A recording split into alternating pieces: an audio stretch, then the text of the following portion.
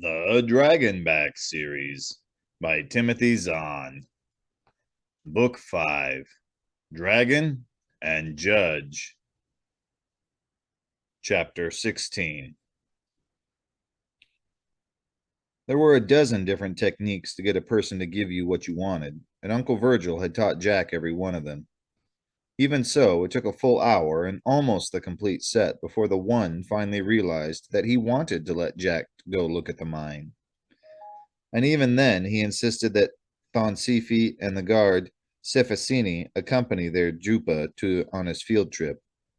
Jack thanked him, switched back into shirt and jeans before the other could change his mind, and together the group piled into a shuttle and headed up. The shuttle's pilot turned out to be the same one who had flown Jack to the canyon after his kidnapping at the North Central Spaceport. His name turned out to be 831 among many. I do not believe this is a wise idea, Jupa Jack, he warned as he once again threaded the shuttle through the system of arching bridges and guy wires into the bright desert sunlight. We were told there would be great danger if anyone went into the mine. I'll be careful, Jack assured him, studying the area as the shuttle moved toward it over the glistening sand. The mine entrance was at the western edge of a long mound of sand surrounded by a confused tumble of gray and black rock formations, cutting upward through the desert surface. Large plastic or ceramic beams framed the actual opening, which was under the partial protection of a thick rock overhang. Even from their distance, it was obvious the entrance itself had filled with drifting sand. There! To the left! Jack winced as he turned his torso a little in that direction. What in the world did Dracos think he was doing, talking again in a crowded shuttle like this? There! Langston's crash site! Jack peered in the direction as he gave his upper chest a warning tap. He'd better set his partner straight about these slips, preferably before they set off on the return trip. But the Kada was right.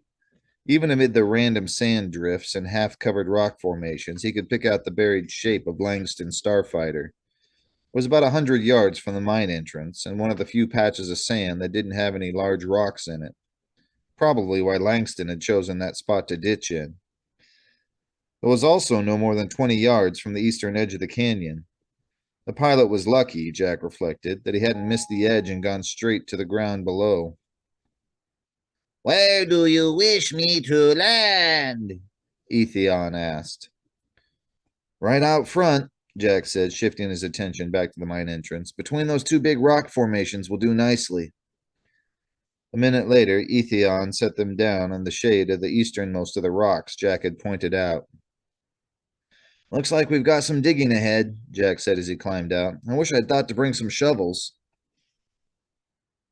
I brought two, Thonsifi said, her voice reluctant. They are in the storage area.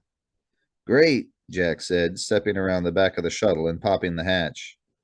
The shovels were small gardening tools, but at least they'd work better than bare hands. Let's get to it, he said, pulling them out. The others joined him, all three Golvins, with the same hesitation Jack had already heard in Thonsifi's voice. But they tackled the job willingly enough. Thonsifi and Etheon handled the shovels, scooping away the sand, while Jack and Cephasini moved larger stones and broken pieces of the entryway itself. Within half an hour, they had an opening big enough to get through. Great work, Jack complimented them, wiping sweat from his forehead. Let's go. Well, come on, Jack said. What are you waiting for? None of the Golvins moved. It is not safe, Thonsifi said. We were warned to stay away. Who said it wasn't safe? Those who built the mine, Thonsifi said. After we were told that the copper and iron were not ours. At which point all the legal complications had set in. No problem, Jack said. You can all wait here. I don't mind going in by myself. Thonsifi and Cephasini exchanged looks.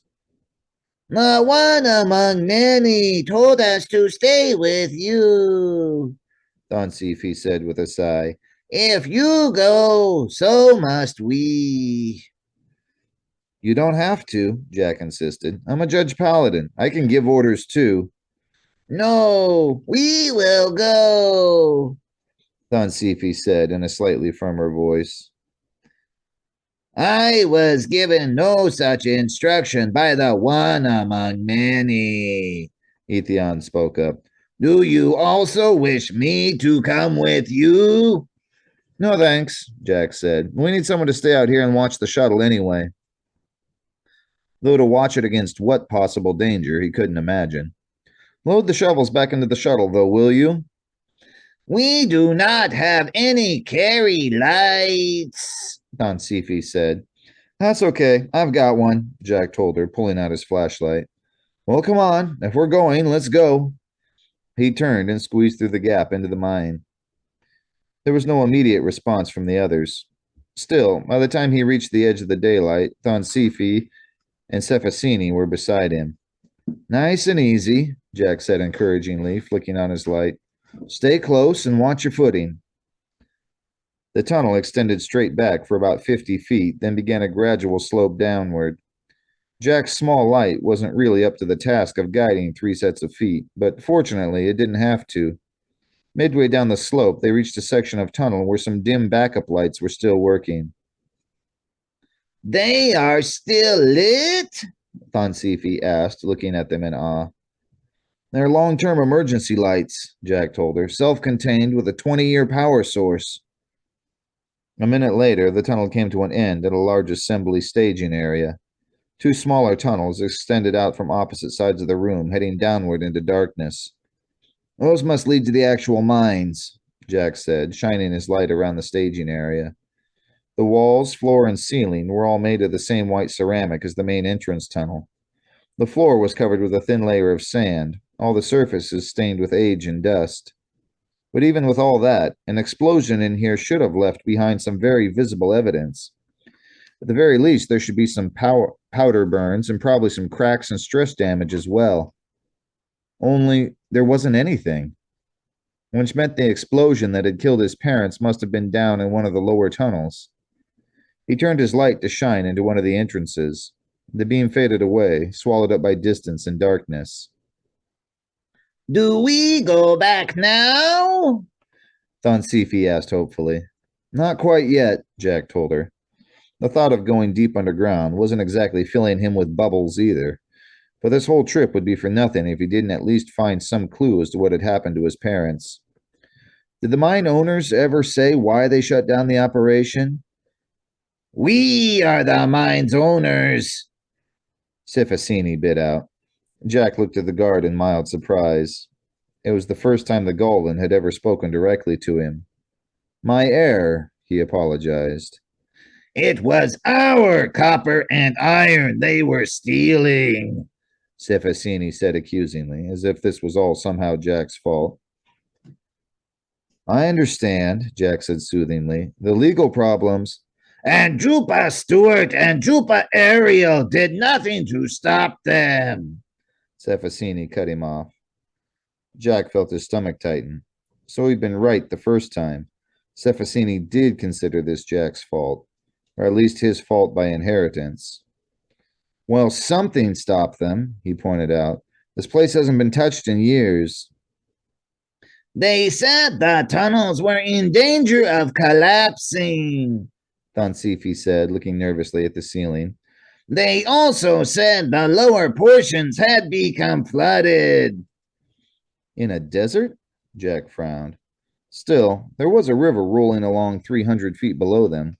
Clearly there was water around here somewhere. He crossed the staging area to the left tunnel. Attached to the sides, at just about waist height, were identical 5-inch diameter, open-ended pipes partially set into the walls and leading downward. Resting a hand on one of them, Jack turned an ear into the tunnel, though he wasn't quite sure what he was expecting to hear. He heard nothing but his own breathing. On a hunch, he squatted down and listened at each of the pipes. Still nothing. A whisper of weight came onto his chest, and he felt the front of his shirt move slightly as Dracos flicked out his tongue. The weight vanished again. There is machinery down there! Jack sent a glare down at his shoulder. What in the world was making the Kada so blasted careless about talking in front of other people these days? Did he think the Golvins were deaf? I'm going down a little ways, he called back to the others, pitching his voice a little louder than was necessary in case Dracos decided to run some more commentary on the situation. You two stay here. I'm just going to see if I can find any problems. He headed off before they could object, shining his light on the rough floor of the tunnel in front of him. There was no white ceramic here. The whole tunnel had been carved out of brown and gray rock. The floor was rougher than the entry tunnel had been. There was also a layer of rock dust over everything, with small to medium big pools of dust and stone in particularly every dip and depression.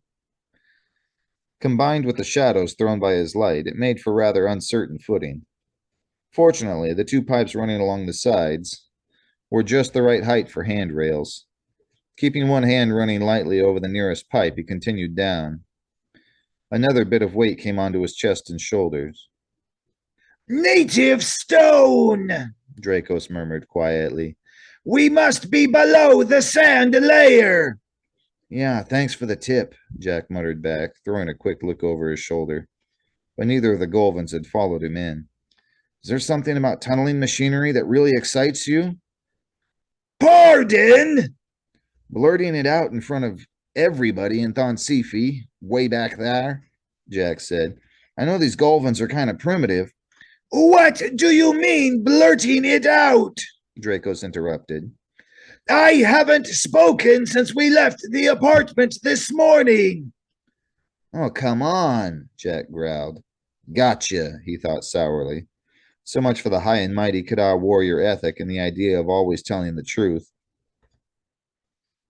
It isn't the first time either, he added. When we were first coming into the canyon, I did not speak, Dracos insisted. And what do you mean by gotcha? I mean, Jack stopped abruptly, a sudden icy shiver running up his back. Did you hear me say gotcha just now? He asked carefully. Very clearly, Draco said, starting to sound a little huffy. Furthermore, you said it in such a way that... I didn't say anything, Dracos, Jack said. I just thought it. I heard... Dracos broke off abruptly. For a moment, neither of them spoke. You never told me about this one, Jack said at last. This has never happened before, Jack, Dracos told him, his voice actually shaking. Not with the Shantine! Not ever in the recorded history of my people! Jack took a deep breath. We're sure we're not just imagining things, right? For a moment there was silence. Then, as clear as if the Kada had actually spoken, Jack heard his voice whispering in his mind. We stand before, we stand behind. We seek the truth with heart and mind. My mother's poem, Jack said, his stomach tightening. This is nuts, buddy. This is really nuts. It does take effort, Draco said. I had to concentrate on the words for you to hear them. Or else you had to be thinking really strongly about them, Jack said, thinking back. Like on the shuttle on the way in, when you really wanted me to turn to the right so you could see better. I remember, Draco said thoughtfully. I wished very much that I could ask you to turn, but knew it would be unsafe in such close quarters. And then, to my relief, you did exactly that, allowing me to see and identify the mine. And I've been mad at you for a week and a half about it. Jack shook his head. Sorry. You suppose it works when we're not together? Let's find out. With a surge of weight, Dracos leaped off of Jack's shirt collar onto the tunnel floor. Psst, Jack hissed warningly, looking back up the tunnel. Fortunately, a gentle curve had put the entrance and the two Golvins out of view. We don't want them to see you. They won't, Dracos assured him. Did you hear anything just now? Jack shook his head. Nope. Guess it only works when you're riding me. You're sure this has never happened before? Trust me, Draco said a little dryly. I would have heard. Another one for the record books, Jack said, forcing his mind back to business. So where exactly is this machinery you're all excited about? This way, Draco said, flicking his tail at Jack as he headed again down the tunnel. Perhaps you will find it interesting as well. Shortly ahead, the tunnel split into two branches, the pipelines along the walls splitting along with it. Draco's picked the left-handed one, continuing left when the branch split again about 50 feet ahead. These must be some really impressive copper ores for them to have gone to all this work, Jack commented as they hit yet another branch and again turned left. From what I've read of your economy, this is far too much effort for a copper or iron mine, Draco said over his shoulder. There, just ahead. They reached the end of their branch of the tunnel to find the machinery Dracos had predicted. 6 pieces of machinery, in fact. There were 2 self-propelled diggers on tank-like treads, a rock crusher, something that looked like a giant pump, and 2 machines with large vats that Jack couldn't identify. All of them were wrapped in clear plastic, the soft glint of lubricating oil visible on their treads and drive wheels and other moving parts. I could smell the lubrication oil, Draco said as Jack gingerly ran a hand over one of the diggers. I thought perhaps it was evidence someone was still working the mine. Not yet, but they're sure ready to, Jack said, peering into the empty vat on one of the unidentified machines. But why? Dracos asked, sounding bewildered. If the ores here are valuable, why wait to mine them? Could be any of a dozen reasons, Jack said. Maybe they're still fighting to get the mining rights away from the Gulvins. Maybe they're waiting for the market value to go up. He shined his light at the tunnel face, the beam sparkling against a glittering array of metal bits embedded in the gray rock. Or maybe after murdering a couple of Judge Paladins, they thought it would be smart to shut down and lie low for a while. A wise move on their part, Draco said grimly, looking around. But I've still not seen any evidence of any explosion. Me neither, Jack admitted. Must be down one of the other tunnels. He peered back the way they'd come. But we don't have time to go looking now. Thonsifi's probably tearing her ears off worrying about me.